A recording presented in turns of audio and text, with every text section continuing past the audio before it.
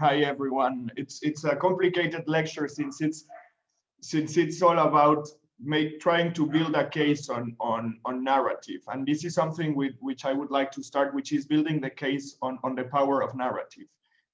Since narrative might sound trivial to many of us, and we don't find its sense as easy when talking about something as concrete as decentralized cooperation. So first of all, I would try to build a case on the transformative power of the narrative, and on finding tune between localizing, the formal process of localization, but as well as the political process of what localizing means. And this is narrative. Narrative is the political scope that can give us access to this leading transformation. And also, I would also say that narrative is the spirits of what we are doing, and this is how we link each of them. I will go now with this slide, and I will try to make you go directly to the SDGs principles and to the 8 measurable, because we tend to link SDGs with this. Even though we all agree that we have a renewed social contract and that we talk about leaving no one behind, when we talk about projects, specific things that we are doing in the territories related to the SDGs, we try to think, how do we measure to have access to finance, to have access to grants, to report to my national government? So we normally tend to relate SDGs to reporting, monitoring, and not to the common narrative of leaving no one behind.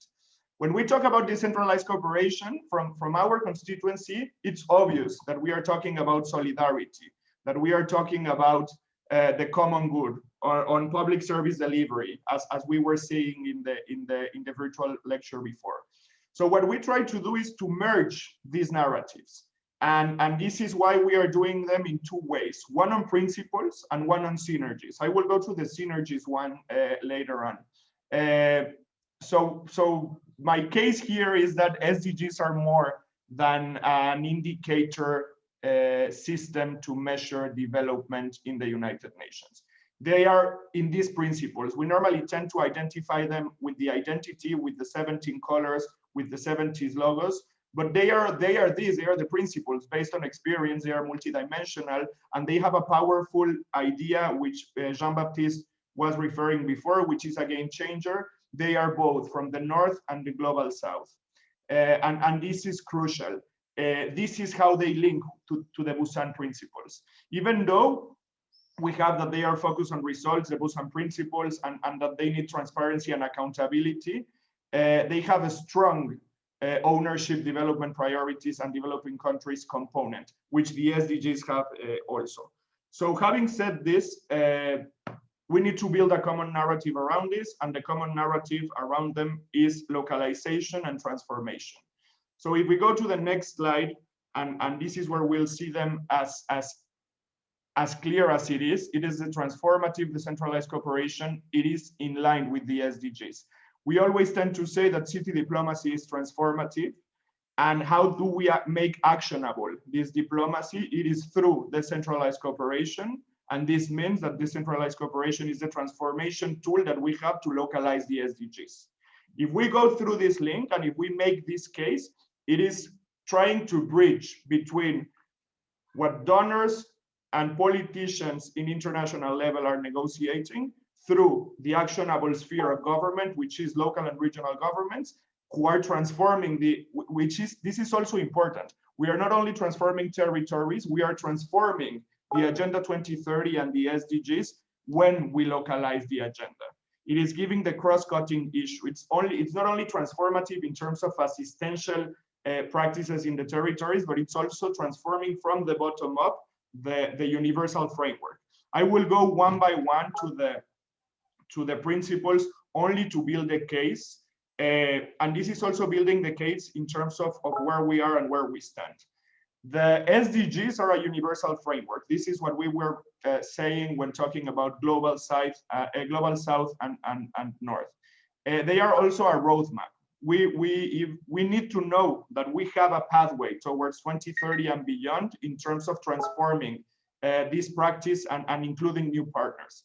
They are a possibility of exchange, cooperation of knowledge, not only between local governments, but also inside the same government, between areas of the different local and regional governments. They highlight foreign action of our constituency. What we mean by this is that they bridge between local and international, which is something that we can facilitate through the networks, but as well through the projects. They highlight the need for states and international organizations to provide our constituency with skills and resources. And I have to say that they also help us to advocate on this. The agenda also calls for strengthening of data and collection and management, which is a reporting process which is good to attract donors, but as well to make local and regional governments more transparent and more accountable. And finally, it aims to improve monitoring and reporting systems, both nationally, locally, and internationally. And then we have the decentralized cooperation as a driver of localization, as I said before. And these are only facts to build a case. We all know that 70% of the targets of the SDGs depend on local action.